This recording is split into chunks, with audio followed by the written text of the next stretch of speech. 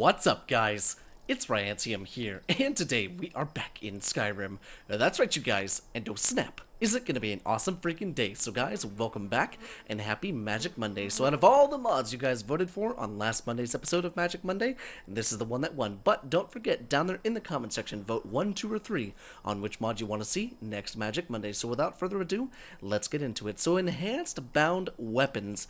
Now I took a look at this mod, and I checked the description and stuff like that, and it's one of those things where I've never really used bound weapons before, but I think I would with this mod installed. Now this is exactly what it does. I'm going to go ahead and throw up the mod description so you guys can read along with me. But inside of the actual perk tree of Conjuration, there are 3 perks: Mystic Binding, Soul Stealer, and Oblivion Binding. All 3 of them have had additions added onto them inside of Skyrim. So we have Mystic Binding right here, Soul Stealer, and Oblivion Binding. So it's kind of this whole row right here, this whole column right here. Now, starting with Mystic Binding, in the description on Skyrim it says, bound weapons are more powerful, do sun damage to undead during the day, and moonlight damage during the night.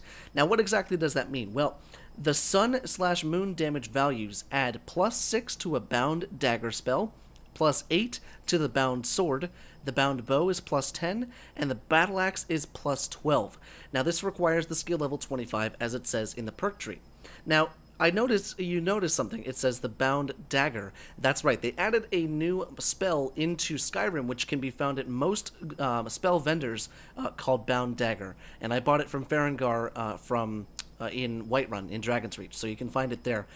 Keep in mind I am level 61, and I was able to find it there. But the next one is Soul Stealer. Bound weapons cast Soul Trap on targets and absorb a small amount of magicka. Now this one I love, because the fact that it casts Soul Trap by itself is so nice, because I hate having to run around trying to, run up to somebody and cast Soul Trap and then kill them within the time limit. But on the description, on the mod description, it says, adds a small amount of magicka absorption in addition to the soul trap. Absorption values from the dagger is +3, sword is +3.34, bow is +4, and the battle axe is +5. The soul trap has received fixes from the USSEP, and they've removed the blue full body glow to reduce the effect, the clutter effect. And then last but not least, we have the Oblivion Binding. Bound weapons do additional elemental damage and banish summoned creatures. Now that's pretty cool. I know about the banished summoned creatures because that's pretty much been something in Skyrim before, but the elemental damage is pretty cool, which means the elemental damage values are this. For the dagger is +15, the sword is +20, the bow is +25, and the battle axe is +30. Those are some pretty high value damage things coming in. And then it says the turn undead effect has been removed because they hated chasing down Draugr and it was overpowered. Now, a little bit of miscellaneous stuff from the actual mod description. It does say bound weapons have received lots of fixes and tweaks. You'll surely notice how great it feels to use them. All effects benefit from all elemental damage increasing perks, but improved/enchanted weapons will still be stronger. The spell tome bound dagger can be found all over Skyrim, and it includes the tweaks for Silent Moon's enchant that makes moonlight damage do 25% of its damage to magicka and synchronizes its afterburn with its visual effects. So now, that was a lot of information to dump on you, and I apologize about that, but we're going to see some of this in action. In fact, we're going to take out the bound bow, and we're going to go ahead and dual cast it, just like that. And we are not in God mode, as you guys can see down there in the bottom left-hand corner, but we have a Nordic Ruin over here. We're going to go ahead and come on over here and check this out, because there are actually a few people over here which we may be able to do the soul trap on. Now, inside of my inventory, I have a bunch of soul gems in there. So we're good to go on that front. So in the event of us capturing a soul, I think this is going to work pretty well. Now let's just see what happens if we try and trap somebody, and then we're going to try and find a spot where we can find some skeletons or some Draugr or something like that to get us to see what it can do with the damage values. So there we go, soul captured. That is nice. That is very nice. So as you can see, we're doing fire damage, we're capturing their souls, and we are doing a lot of damage. Look at that, holy shit. Every single one of those bodies just immolated, and all 3 of them just filled the soul gem. Now that's kind of cool. Having that ability to have to have that happen is kind of cool, because you don't have to worry about capturing the soul by casting the soul trap. Now we're going to go inside in here, and we're going to see what happens if we can find some Draugr or something like that. That way, we can see what the effect is on the undead. Alright, so this is either going to be a bunch of bandits, which I think it is a bunch of bandits, so if it's... Okay, we have a necromancer right there, though, so that's kind of cool. So as you can see, this does indeed do the sun damage and the fire damage, which is very cool. Very nice to have.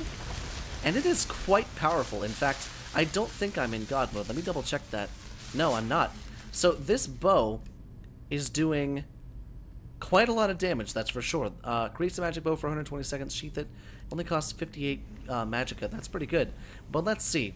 Let's just see what we got. But as you can see, it does do the sun damage because it is 12:50 p.m. Now I'm just curious. Let's do it at 12:50 a.m. and see what happens, because the moon damage is different, and there may be a different glow or something like that to anybody you shoot with the bow. Now keep in mind, this is going to go with every bound weapon. I'm just doing the bow because it's a ranged weapon, and then we can really test it out from afar. And let's see, anybody else down here? You okay, Dove, a bit? He's good.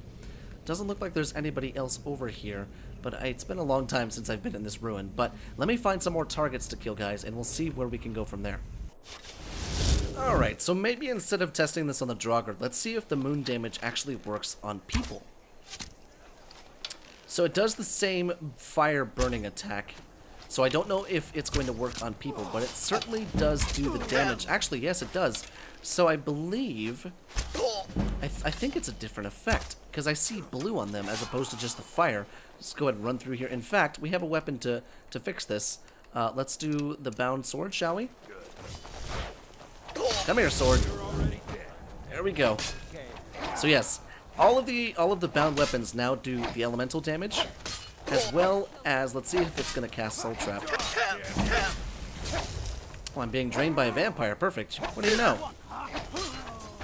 No soul gem large enough, but yes, it does indeed cast Soul Trap. So I think that's a different effect that happens. Look at that. There's like a frost effect, and then there's also the fire effect, which is kind of cool. And let's see, let's just dual cast this, shall we? Yeah. So it does indeed do the elemental effects, and that's pretty cool. So yeah, I think the moon damage is a little different. There's a subtle difference between that and the sun damage. Now, let's get a little bit of... Oh wait, I actually can't fast travel because we're currently under that. But sure, I'll pay off my bounty, thanks. But I'll find some undead to kill. Alright, so let's try this on an undead, shall we?